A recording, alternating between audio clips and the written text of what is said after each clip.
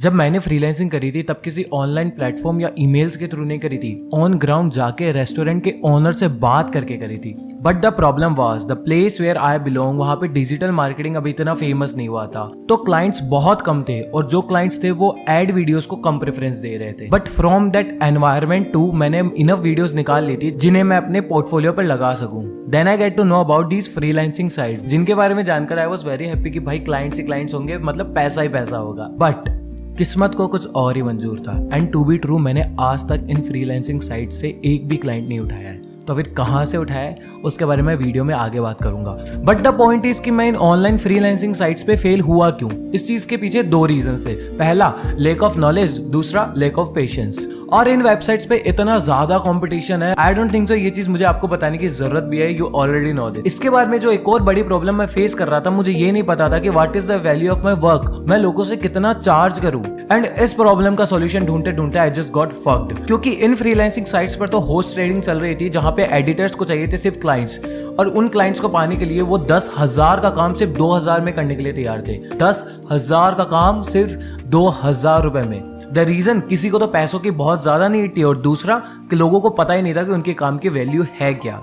और इन freelancing website का system भी कुछ ऐसा ही है कि क्लाइंट अपना काम पोस्ट करेगा, उसके नीचे एडिटर्स खुद गिग्स लगाएंगे और क्लाइंट हर बार उन्हीं को चूज करता है जिनकी गिग सस्ती है, मतलब जिनकी रेट सस्ती हैं और उनका काम का और उनका पोर्टफोलियो भी अच्छा खासा है। So what's the solution? After facing all this problem मैं बहुत ज्यादा डिसअपॉइंट हो चुका था with my work, with my portfolio and with my life to be true, एक 21 साल के लड़के के लिए ब्रेकअप उतना हर्ट नहीं करता है जितना अपने पेरेंट्स से पैसे मांगना हर्ट करता है। Only boys can relate this.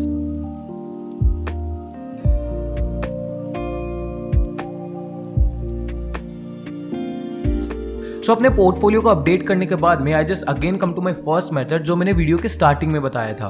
मैं क्लाइंट से पर्सनली जाके कनेक्ट करता था, but the only difference is मैं यहाँ पे लोगों से एक्चुअली जाके बात नहीं करता था बट थ्रू मेल्स। और ये पता लगाने के लिए कि किस क्रिएटर को एडिटर की जरूरत है या फिर किस कंपनी को या किस ब्रांड को अभी एडिटर की जरूरत है, इसके लिए मैंने यूज किया लिंक्डइन पे अकाउंट बनाने के बाद में मैंने आधा दिन बस इस रिसर्च में लगा दिया कि किन किन क्रिएटर्स और कंपनीज या ब्रांड को एक वीडियो एडिटर की जरूरत है, और मैंने पर्सनली फिर उनके चैनल्स या कंपनी को R&D किया and then I send them mails किस तरह से मेरी टेक्निक्स उनके कंपनी को और ज्यादा बूस्ट कर सकती है, उनके चैनल्स को और ज्यादा ग्रो करने में हेल्प कर सकती है। और 60 से 70 ईमेल्स के बाद में मुझे 2 से 3 के रिप्लाईज आए थे, और इसी के साथ साथ मैंने लिंक्डइन पर खुद की एडिटर्स के साथ एक कम्युनिटी बना ली थी, जहां पे किसी एडिटर के पास ज्यादा काम का लोड रहता तो वो क्लाइंट्स को मेरी तरफ लाता। And this is how I create the community with the video editors and the clients to.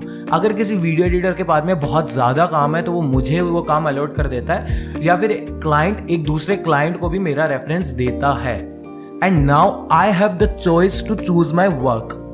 So this is not just a story. This is a full fresh way through which you can have your clients. First, make a high eye-catcher portfolio. Second, know the value of your work. Third, find the best way you can connect to your client. Fourth, and the most important, don't show them that you need the work. And fifth, don't fight alone, make a team और be the part of the team. तो ये कुछ points है जिनसे आप समझ गए होंगे कि आपको अपना फर्स्ट क्लाइंट कैसे मिलने वाला है अगर आप फ्रीलांसिंग पर हद से ज्यादा देर टाइम लगा रहे हो, लोगों को अपनी गिग्स बता रहे हो, अपना पोर्टफोलियो ढंग से अपडेट नहीं कर रहे हो। तो ये कुछ पॉइंट्स है जिनसे आप डेफिनेटली अपना फर्स्ट क्लाइंट लाओगे। अगर आपको वीडियो पसंद आए तो प्लीज लाइक करें, एंड मेरा एम है till the end of this year मुझे 10,000 सब्सक्राइबर पूरे करने हैं, तो please help me to reach there. And thanks for watching.